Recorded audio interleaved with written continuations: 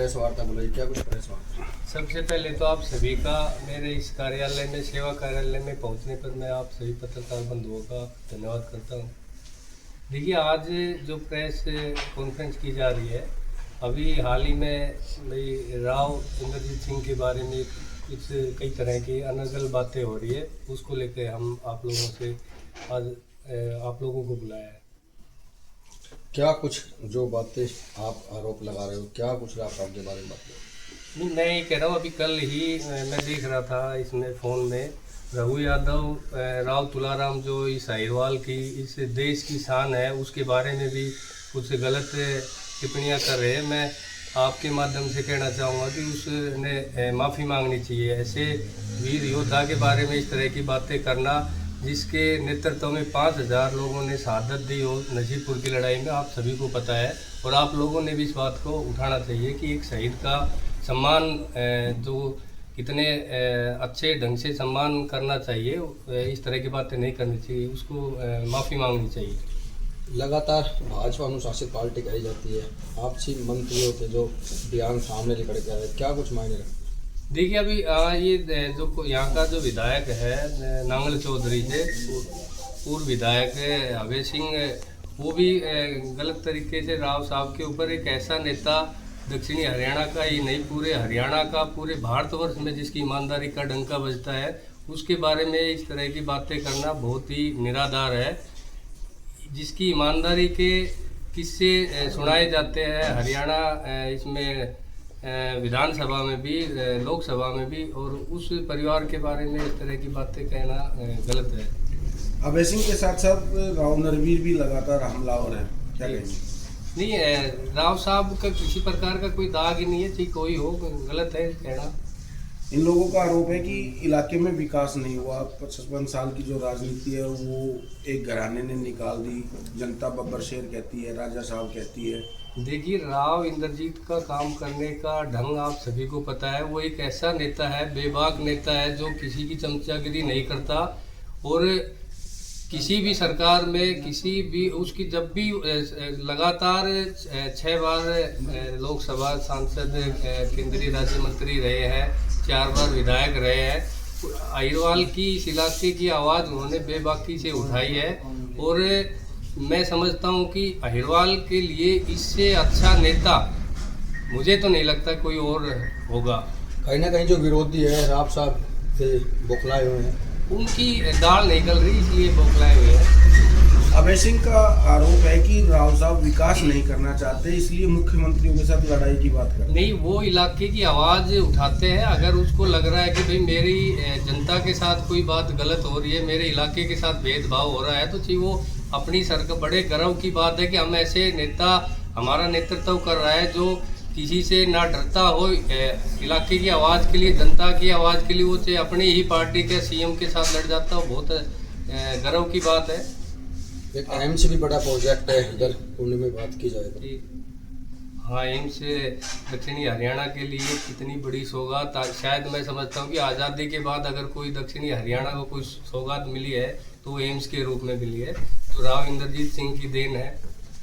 राव इंद्रजीत सिंह ने इसकी घोषणा कराई, और राव साहब ने इतनी बड़ी योजना दी है दक्षिणी हरियाणा को, इसमें मैं समझता हूँ कि आज़ादी के बाद इतनी बड़ी योजना मिली है, बहुत अच्छी बात है। लगातार जो आपसी मन मुटाव भाजपा पार्टी के दोनों नेताओं में चल रहा है। नहीं, दोनों कौन किसमें है? राव साहब और राव नरवीर। राव नरवीर हो कि राव साहब का मुकाबला ना हो, राव नरवीर थोड़ी ना कर सकते हैं। राव नरवीर तो वैसे ही पीछे बोल रहे थे बिगर मतलब की बकवासबाजी राव नरवीर की। तो राव साहब ने क्या नहीं किया दक्षिण हरियाणा के लिए, नहीं हरियाणा के लिए, और वो तो देश के बहुत बड़े नेता हैं राव साहब। और अब ये छोटे भैया जो नेता है ना, ये अपने अरगरन बयानबाजी करके ना और अपनी राजनीतिक चमकाना चाहते हैं। राव साहब का मुकाबला नहीं है। कौन है जो छोटे भैया नेता? जो ये जैसे आलिया एक बार मंत्री बन गया, अभय सिंह ये कर रहे हैं बिगर मतलब कि जल प्रबंध रैली करी थी राव साहब ने।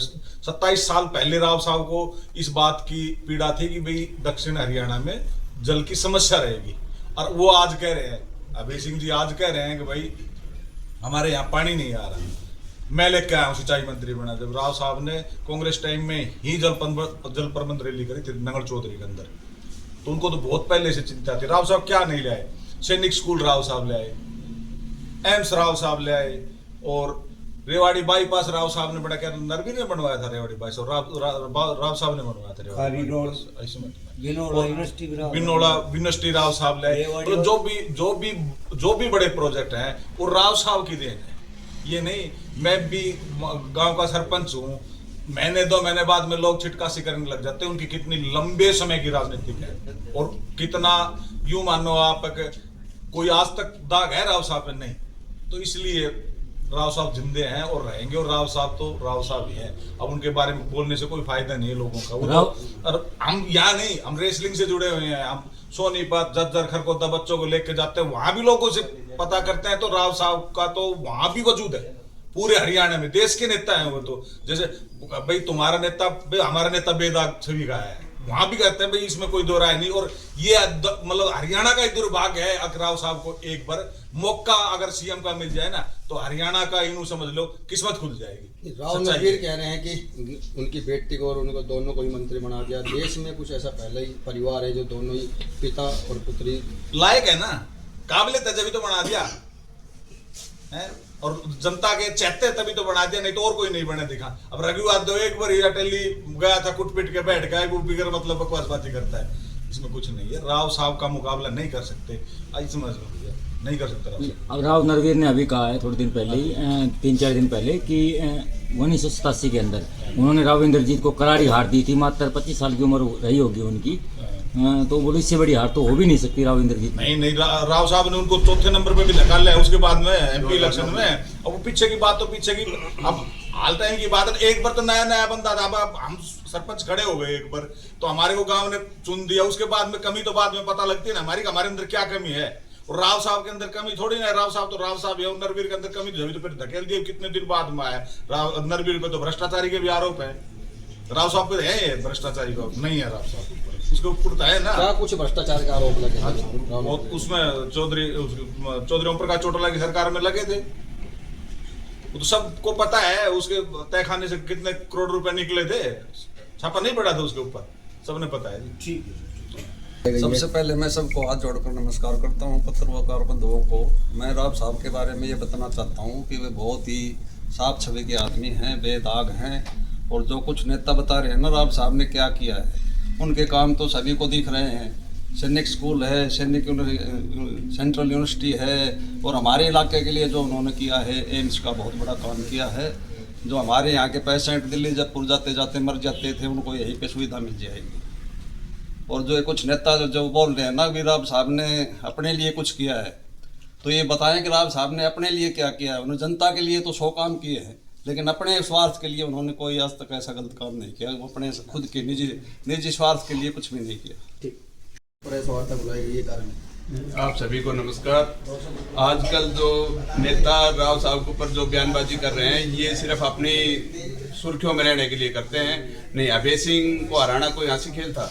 राव नरवीर के भी दर्द था, वो भी राव नरवीर भी अपने दर्द की वजह से बौखलाए हुए हैं, राव अभय सिंह भी, और जैसे रणधीर सिंह हुआ, ये सब अपने अपने दर्द के पीछे हैं। राव साहब की इसमें कोई कमी नहीं है। और पहले आंगनवाड़ी ये हरिजन चौपाल बनाया करती, राव साहब ने इतने बड़े बड़े काम करवा दिए, आज सब काम दब गए। और राव साहब के ऊपर आज तक कोई इल्जाम नहीं लगाया, इसीलिए हम 35 साल से राव साहब के साथ हैं। और इस राव साहब के लिए हम कुछ भी करने के लिए तैयार हैं। अभी रघु यादव ने भी राव तुलाराम बुझे हुए चिराग हैं सब, ये सब अपना नाम अखबारों में लाने के लिए कर रहे हैं। मैं कहना चाहूँगा कि पिछले काफ़ी दिनों से हम देख रहे हैं कि दक्षिण हरियाणा में राव इंद्रजीत सिंह को लेकर काफ़ी अनाप शनाप बातें हो रही हैं। लेकिन मैं कहना चाहूँगा उनको कि राव इंद्रजीत सिंह एक बहुत अच्छी छवि के नेता हैं। उन्होंने अपने 45 साल के राजनीतिक कैरियर में कभी स्वार्थ की राजनीति नहीं करी। उन्होंने हमेशा जनता के हितों को ध्यान में रखा है। और जो नेतागण उनके बारे में कह रहे हैं कि राव साहब को हमारी ज़रूरत है, हमें उनकी ज़रूरत नहीं, ये गलत है। राव साहब दक्षिण हरियाणा में एक नाम नहीं, राजनीति में एक ब्रांड है। और दक्षिण हरियाणा की राजनीति वहाँ से स्टार्ट होती है जहाँ राव साहब खड़े हो जाते हैं। तो उनको ये बात की सोचना चाहिए कि उनके चरित्र पर दाग लगाने से पहले वो अपने खुद अंदर झाँक के देखें कि वो क्या है। राव नरवीर सिंह कह रहे हैं कि पहले चुनाव में राव इंद्रजीत को हराया था जी, नहीं, ऐसा कुछ नहीं है कि राव इंद्रजीत को उन्होंने हराया था। ये तो इलेक्शन है, हो सकता है कभी उनके पास भी ज़्यादा हो गए होंगे वोट तो वो जीत गए होंगे, लेकिन सेकंड टाइम वो कहाँ चले गए थे? उसके बाद जो इलेक्शन आए थे उसमें क्यों नहीं जीते? पार्टी ने उनको इसके काबिल ही नहीं समझा कि उनको टिकट भी दिया जाए। वो जीत गए उस टाइम तो ठीक, अलग बात है, लेकिन उसके बाद उनको दोबारा से मौका क्यों नहीं मिला? जिंदाबाद।